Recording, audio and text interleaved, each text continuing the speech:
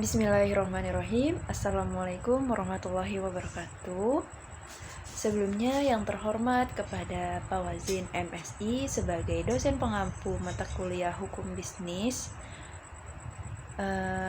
kami dari kelompok 5 akan mempresentasikan tentang transaksi dan hukum bisnis syariah kontemporer. Sebelumnya, perkenalkan, nama saya Nova Arisa Fitri dengan NIM 221414145 yang akan menjadi moderator serta pemateri pertama. Dilanjut, materi yang pertama yakni pengertian. Pengertian transaksi dan hukum bisnis syariah kontemporer adalah suatu ilmu yang mempelajari tentang aturan dan prinsip-prinsip Islam yang berkaitan dengan kegiatan bisnis dan muamalah di era modern ini. Adapun tujuan mempelajari hukum bisnis syariah kontemporer, yang pertama, memahami prinsip-prinsip syariah yang mendasari kegiatan bisnis dan muamalah. Yang kedua, mampu menganalisis transaksi bisnis modern dalam perspektif syariah. Yang ketiga, mengembangkan solusi bisnis yang sesuai dengan syariah dan etika Islam. Yang keempat, mendukung perkembangan perekonomian syariah di Indonesia dan global.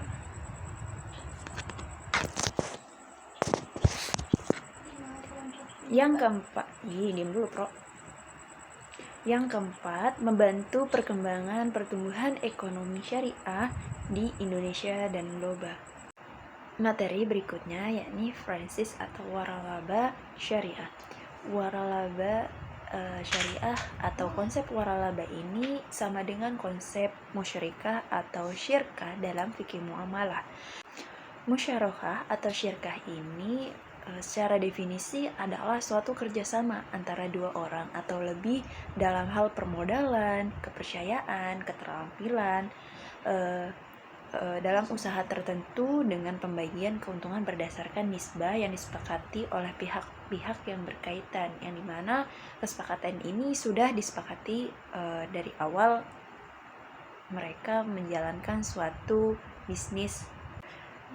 Dengan adanya definisi musyarakah atau syirkah ini dapat dikategorikan menjadi 3, yaitu kerjasama dalam permodalan, kerjasama dalam keterampilan, dan kerjasama dalam kepercayaan. Kemudian materi selanjutnya akan disampaikan oleh pemateri kedua, yakni Revi Herdian Fauzi. Kepadanya saya persilahkan. Baik, untuk selanjutnya yaitu multi-level marketing syariah. Nah, multi-level marketing syariah adalah MLM yang telah dimodifikasi dan disesuaikan dengan nilai-nilai ajaran agama.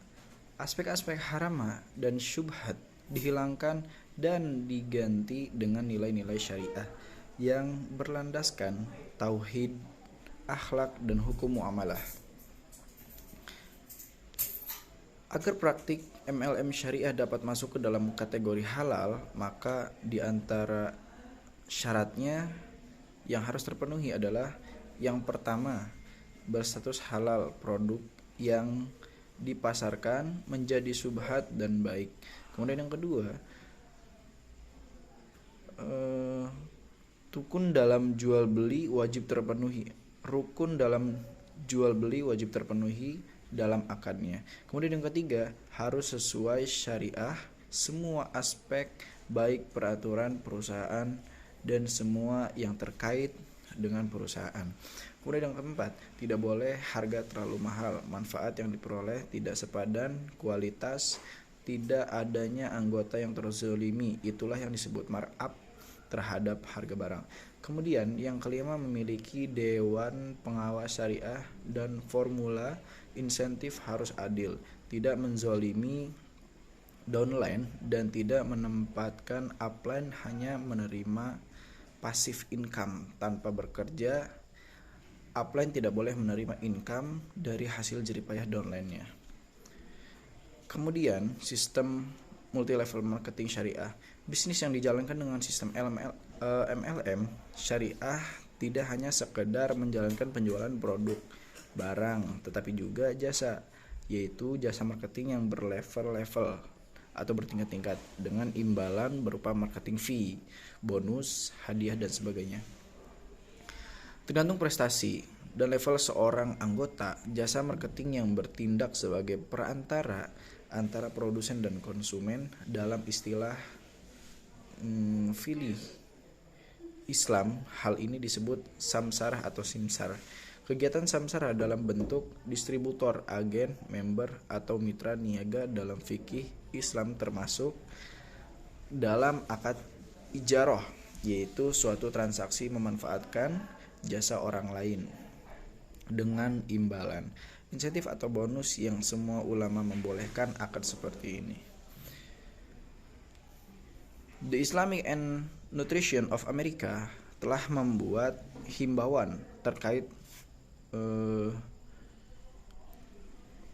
berniaga dari perusahaan MLM yang dibolehkan oleh syariat Islam dan disepakati Mr. Munir Chaudhry Sebagai pimpinan dari IFANCA, himbauan itu isinya mengajak kaum muslimin agar cermat jika ingin mengikuti bisnis MLM dengan ketentuan sebagai berikut. 1. Marketing plan-nya. Apakah ada unsur skema piramida atau tidak? 2. Apakah perusahaan MLM memiliki track record positif dan baik ataukah tiba-tiba muncul misterius apalagi yang banyak kontroversinya? Yang ketiga, apakah produk mengandung zat-zat haram ataukah tidak? Dan apakah produknya memiliki jaminan untuk dikembalikan atau tidak? Yang keempat, apabila perusahaan lebih menekankan aspek targeting, penghimpunan dana, dan menganggap bahwa produk tidak penting ataupun hanya sebagai kedok kamuflase, apalagi uang pendaftaran cukup besar nilainya, maka patut dicurigai sebagai arisan barantai atau money game yang menyerupai judi. Yang kelima, apakah perusahaan MLM menjanjikan kaya mendadak tanpa bekerja atau tidak demikian? Kemudian ada Baitul Ma'al wa Tamwil. Baitul Ma'al wa Tamwil yaitu lembaga keuangan yang berbasis syariah. BMT memiliki dua fungsi, yaitu mengembangkan aspek sosial atau Baitul Ma'al dan mengembangkan aspek bisnis, Baitul Ma'al Tamwil.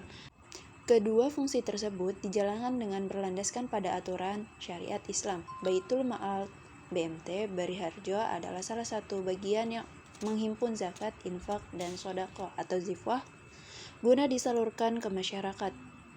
Terdapat program unggulan Baitul Ma'al untuk chartering maupun pemberdayaan. Program yang bersifat chartering antara lain tebar bersenyum, berbagi bersama, beasiswa bagi pelajar yang tidak mampu, dan sebagainya. Itulah pemaparan dari materi yang kedua. Kemudian dilanjut dengan pemaparan materi yang ketiga, yakni Karim. Kepadanya waktu dan tempat saya persilahkan. Studi kasus BMT Beringharjo. BMT Beringharjo namanya tidak asing di kalangan warga Yogyakarta. Nama Beringharjo ini diambil dari nama pasar tradisional yang terbesar di Yogyakarta. Pengembangan BMT Beringharjo ini dari tahun ke tahun dapat dikatakan konservatif dengan maksud tetap mempertahankan keadaan, kebiasaan, dan tradisi yang sudah berlaku. Karena sikap yang konservatif ini dianggap hal yang sangat lebih memungkinkan untuk menjaga keberlanjutan BMT Beringharjo. Bahkan jangkauan BMT hanya akan ditambah di 2 cabang per tahunnya. Tiap tahun ada momennya masing-masing. Ada kalanya memang fokus ke bidang eksternal dengan menambah cabang, dan fokus ke internal untuk memperbaiki perangkat dakwah BMT Beringharjo seperti halnya pematangan sumber daya manusia, mengevaluasi program-program BMT yang senantiasa memperhatikan dua sisi yang perlu dikembangkan, yaitu aspek sosial Baitul Mal dan aspek bisnis Baitul Tamwil. Terdapat program unggulan pada Baitul Mal untuk charity maupun pemberdayaan. Program yang bersifat charity antara lain tebar senyum, berbagi sama, beasiswa yang bagi pelajar yang tidak mampu.